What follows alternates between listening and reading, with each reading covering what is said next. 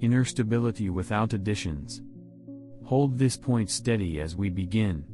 Inner stability is often imagined as something you acquire.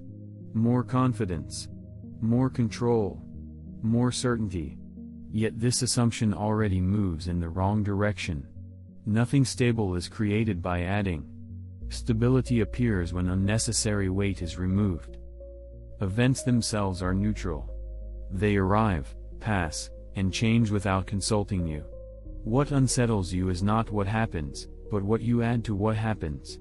A judgment, an interpretation, a silent demand that reality should have behaved differently. This addition happens quickly. So quickly it feels invisible. An inconvenience becomes an insult. A delay becomes disrespect.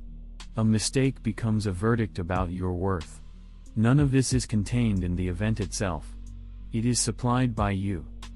Stoic discipline begins here, not by correcting the world, but by refusing to decorate it with conclusions. You are not asked to deny what occurs. You are asked to stop layering meaning onto it without examination. Responsibility cannot be outsourced at this point. Circumstances do not insert judgments into your mind.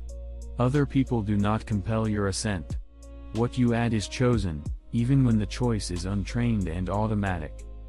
This is not a comforting claim. It removes excuses. But it also removes helplessness. If disturbance comes from addition, then calm comes from restraint. Not from suppression, but from precision. Notice this carefully: inner authority and misplaced ownership. Everything that follows depends on one clear distinction. You experience frustration not because life is hostile, but because ownership is misassigned. You treat what is not yours as if it were under your authority, and then feel violated when it does not comply. This mistake is subtle, but it is constant. What belongs to you is limited and precise. Your judgments, your intentions, your choices, your refusals, your assent. These are internal acts. They occur entirely within your own faculty of reason. Nothing external can reach into this space unless you grant permission. What does not belong to you is equally clear.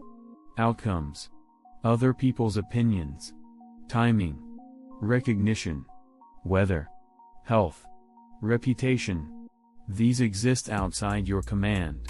You may influence some of them indirectly, but influence is not ownership. Confusing the two produces strain. Notice how often effort is spent negotiating with what cannot answer.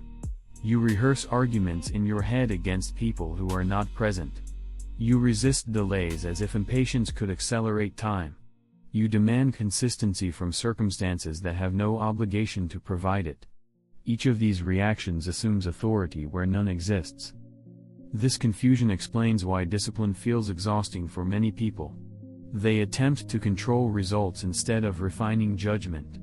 They brace themselves against reality instead of clarifying their response to it. Effort is applied in the wrong direction, and so it never produces stability. Consider a simple example. You send a message and receive no reply. The event is silence. Nothing more. Instability begins when silence is converted into a narrative: disrespect, rejection, indifference. That conversion is not forced by the event. It is added. And once added, it demands emotional payment. Or consider criticism. Words are spoken.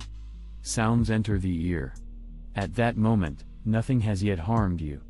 Harm appears only when the words are accepted as a verdict rather than examined as information.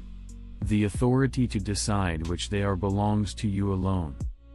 Stoic discipline insists on returning authority to its proper location. Not because this makes life pleasant, but because it makes effort effective. When you focus on what is yours, training becomes possible. When you focus on what is not, training becomes agitation. This is where responsibility becomes exact. You are not responsible for events. You are responsible for your use of impressions. You are not responsible for outcomes. You are responsible for intention and choice. Refusing this responsibility feels easier in the moment, but it produces chronic unrest. It is tempting to believe that peace would arrive if people behaved better, if plans worked out, if recognition were fair. This belief quietly postpones stability. It says, "I will be settled when the world improves." Stoicism replies, "Then you will wait forever." The discipline being described does not require withdrawal from life. You still act, plan, speak, and pursue goals. The difference is that you no longer confuse participation with control. You act fully, while releasing ownership of what does not belong to you. This release is not passive. It is precise. It requires noticing where judgment begins to drift outward, attaching itself to things it cannot govern. Each time you retrieve it, effort becomes lighter. Not because life changes, but because friction is removed. This boundary is not a theory. It is a daily correction.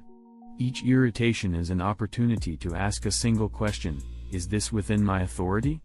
If the answer is no, discipline consists in withdrawing judgment, not in escalating force. This explains where effort is misplaced, but not yet how disturbance takes hold, the moment judgment is accepted. Now we look at what actually creates disturbance. Events do not enter your life as conclusions. They arrive first as impressions. A sound, a delay, a facial expression, a message. These impressions appear automatically. You do not choose their arrival, and Stoicism does not ask you to prevent them. What follows is optional. After the impression comes judgment.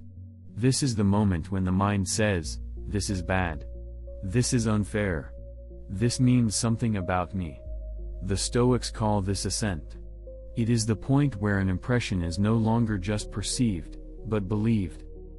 Disturbance begins here, not earlier. This distinction matters because many people try to manage their lives by controlling impressions. They avoid situations, people, or information, hoping to protect calm. This strategy fails because impressions are unavoidable. Life continues to present them. Control succeeds or fails at a different point. Impressions arrive uninvited. Assent does not.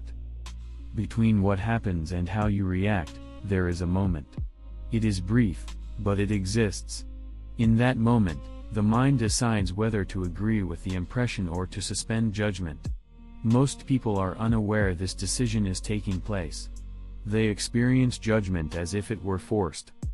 Consider criticism again. Someone speaks words you do not like. The initial sensation may include tension or heat. That is an impression. No discipline has yet been violated. The violation occurs when the mind adds, "This should not have happened," or "This proves I am inadequate." The feeling is no longer just felt. It is endorsed. Or consider a delay. You expect progress. It does not arrive. The impression is interruption. Disturbance appears only when the interruption is labeled as unacceptable. The mind does this quickly, then reacts to its own label. Stoic discipline trains awareness of this sequence. Impression, judgment, assent, reaction. Only one part of this chain is fully yours. The moment of assent. That is where freedom exists. This is why discipline is described as inner. You are not required to change the impression. You are required to examine the judgment before agreeing to it. The pause may be short. One breath is enough. What matters is not duration, but recognition. Many assume that strong emotion means judgment is already complete. This is incorrect. Feeling does not equal agreement. You may feel irritation without declaring it justified. You may feel fear without deciding it commands your behavior. The distinction is subtle, but decisive. Without this distinction, people try to suppress emotion or deny experience. This produces strain and eventual collapse. Stoicism does neither. It allows impressions fully, while delaying assent until reason has examined them. This examination is not philosophical debate. It is simple questioning. Is this impression accurate? Is this within my control? Does this judgment add anything useful? Often the answer is no. When assent is withheld, the impression loses its authority. This is not indifference. It is clarity. You still respond. You still act. But you are no longer dragged by unexamined conclusions. Understanding this mechanism does not create discipline by itself. Insight explains where freedom exists, but training is required to use it. Understanding this does not create discipline. Discipline as training, not force. This is where most people misunderstand discipline. Discipline is commonly imagined as pressure applied to the self. Endurance. Suppression. Forcing compliance through effort. This image produces short bursts of control followed by fatigue and resentment. It treats the mind as something to overpower rather than something to train. Stoic discipline is different. It is not force. It is repetition guided by reason. You do not train a muscle by shouting at it. You train it by consistent, correct use under manageable load. The same principle applies to judgment. The goal is not to eliminate impressions or emotion. The goal is to strengthen the capacity to pause before assent. When discipline is mistaken for force, people wait for moments of intensity to practice it. Crisis, anger, fear, high stakes. These moments are already too heavy. Training does not begin there. It reveals whether training has occurred. Real discipline is built in ordinary moments. Minor delays, small irritations, slight disappointments. These are the repetitions. Each one offers a chance to notice an impression and refuse to add unnecessary judgment. This reframes effort completely. You are not battling yourself. You are educating your attention. Each time you withhold assent to an unexamined judgment, you reinforce a pattern. Over time, the pause becomes familiar. Not dramatic. Not heroic. Just available. Many people abandon this practice because they expect discipline to feel powerful. Instead, it often feels quiet. Almost anticlimactic. Nothing explodes. Nothing is conquered. An impression arrives. It is seen. It is not believed. Life continues. This is why Stoic discipline does not promise emotional numbness. Emotions still arise. They are part of impression. What changes is their authority. They are experienced without being promoted to commands. Consider impatience. The feeling appears. Tightness. Urgency. The old habit is to treat this as instruction: hurry, push, react. Discipline interrupts this sequence. The feeling is allowed. The instruction is refused. No argument is needed. Just non-assent. This refusal is not repression. Repression pushes the feeling away. Non-assent lets it be present without endorsement. The difference is crucial. One creates pressure. The other creates space. Training also requires realistic expectations. You will not succeed every time. Judgment will slip through. Old habits will reassert themselves. Discipline is not invalidated by imperfection. It is demonstrated by return. Each return matters. Each retrieval of judgment from what is not yours reinforces the boundary established earlier. Over time, fewer impressions escalate. Not because life softens, but because the mechanism is better understood. This training must occur before pressure, not during it. If you wait until stakes are high, you are testing, not training. The Stoics practiced daily for this reason. They treated small moments as preparation. This approach removes drama from discipline. There is no self-punishment. No pride in endurance. No identity built around toughness. There is simply attention applied consistently to the same point, the moment of assent. When this becomes habitual, effort decreases. Not because you care less, but because you add less. Fewer interpretations. Fewer demands. Fewer internal arguments against reality. Discipline, properly understood, simplifies life. It subtracts rather than accumulates. It removes what never belonged to you in the first place. Training remains abstract unless it appears in daily life, practicing restraint in ordinary days. This practice is proven in ordinary moments. Discipline does not announce itself in dramatic tests. It appears quietly in the rhythm of the day, where nothing seems important enough to matter. This is precisely why these moments matter most. They are light enough to train without strain, yet frequent enough to shape habit. The first practice is anticipating impressions without anxiety. Each day will contain interruption, delay, and friction. This is not pessimism. It is accuracy. When you expect smooth passage, every obstacle feels like an offense. When you expect resistance, nothing feels personal. The difference is not in events, but in preparation. To anticipate impressions does not mean rehearsing fear. It means acknowledging structure.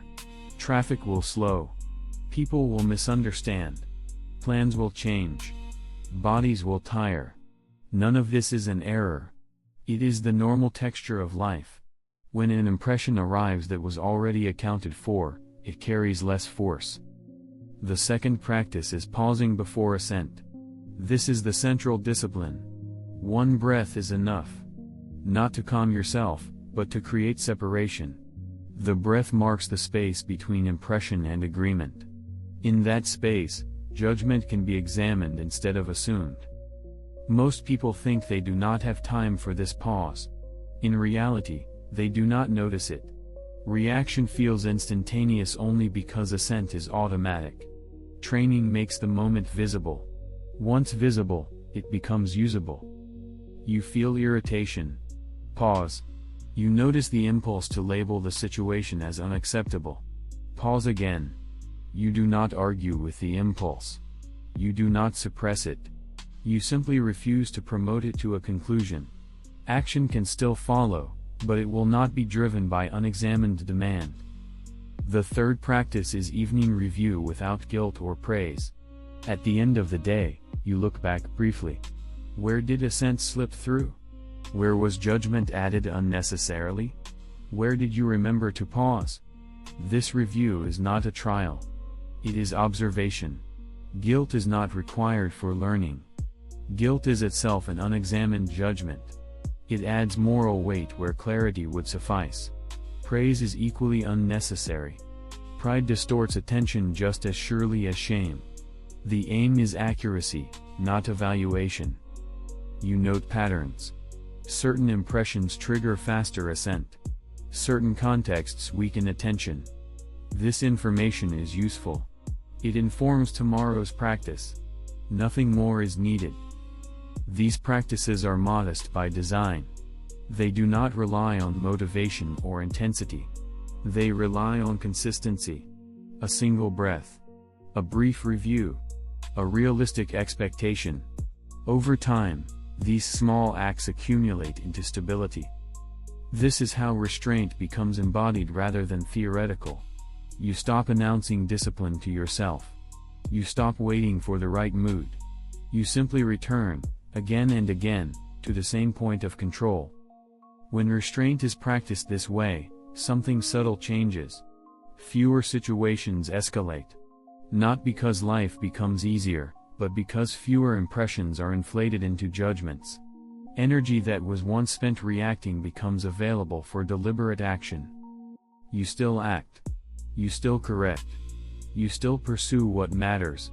The difference is that your actions are no longer fueled by internal resistance to reality. They come from clarity rather than friction. This is why Stoic practice emphasizes the ordinary. If you can remain precise in small matters, you will not lose yourself in large ones. If you cannot, no amount of theory will help. Discipline lives where attention is applied repeatedly without drama. This is not visible to others. It does not require explanation. It is confirmed only by the reduction of unnecessary disturbance. From practice, sovereignty emerges, what remains unassailable. Freedom is often misunderstood. Many people imagine freedom as relief from difficulty. Fewer demands. Less friction. More comfort. By this definition, freedom is fragile. It depends on conditions remaining favorable. The moment circumstances change, it disappears. Stoic freedom is different. It does not promise ease. It promises authority. Life does not become gentler through this practice. Delays still occur. People still disappoint. Bodies still age. Plans still fail. None of that is altered. What changes is where your dependence ends. When judgment is no longer exported to events, authority returns inward. You are no longer waiting for permission to be settled. You are no longer bargaining with outcomes for peace. Stability stops being conditional. This is what remains unassailable, your capacity to withhold assent.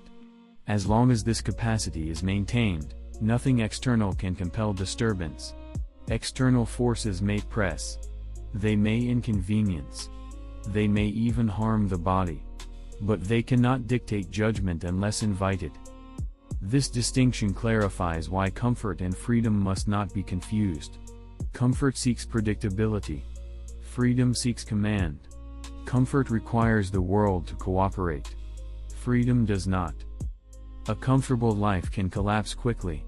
A change in income. A shift in health. A loss of status. When comfort is the foundation, these changes feel catastrophic. Freedom, by contrast, is maintained. It adjusts without surrendering authority. This does not mean indifference. You still care about outcomes. You still prefer health to illness, cooperation to conflict, progress to delay.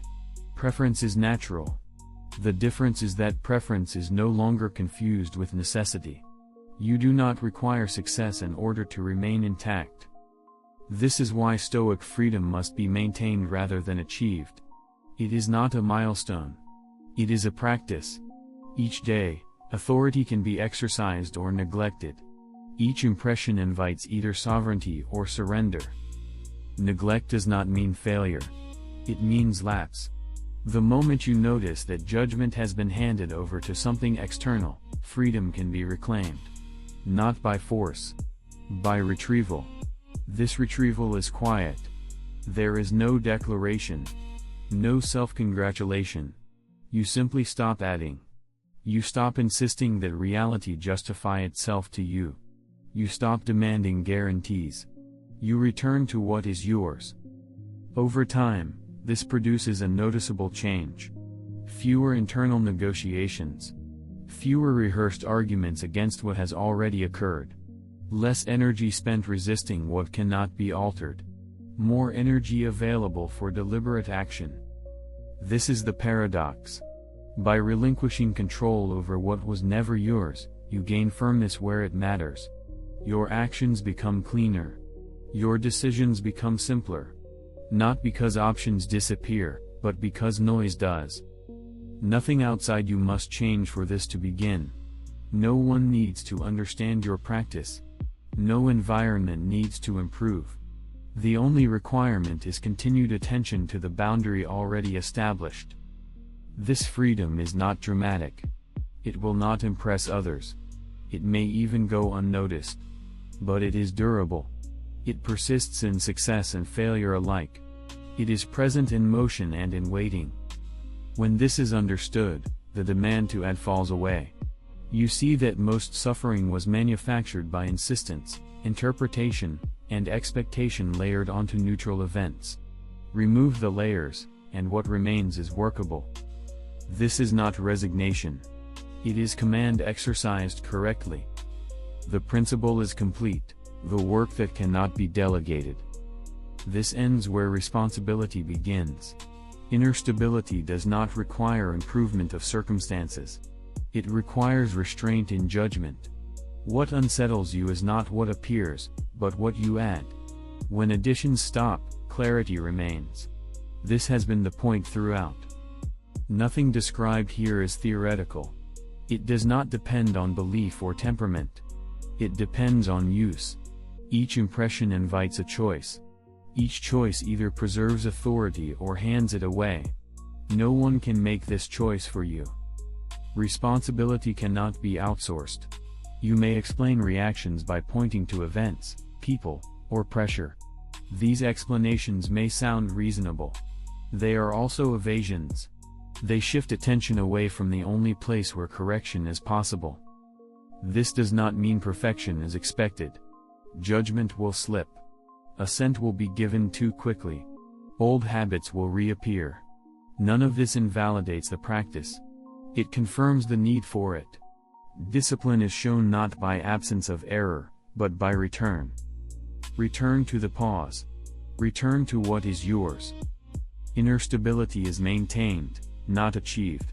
Each day offers occasions to add meaning, demand guarantees, or resist what has already occurred. Each day also offers the option to refrain, to see clearly, to act without internal noise. Nothing here promises comfort. Life will still present difficulty. What changes is your relationship to it. Difficulty no longer carries authority. It no longer dictates judgment. It becomes something you meet, rather than something that commands you. This is the discipline Epictetus insisted upon. Not withdrawal. Not denial. But correct use of impressions. Freedom preserved through attention. Authority exercised quietly, without announcement. The work is simple. It is not easy. And it is yours. Practice this today in something small.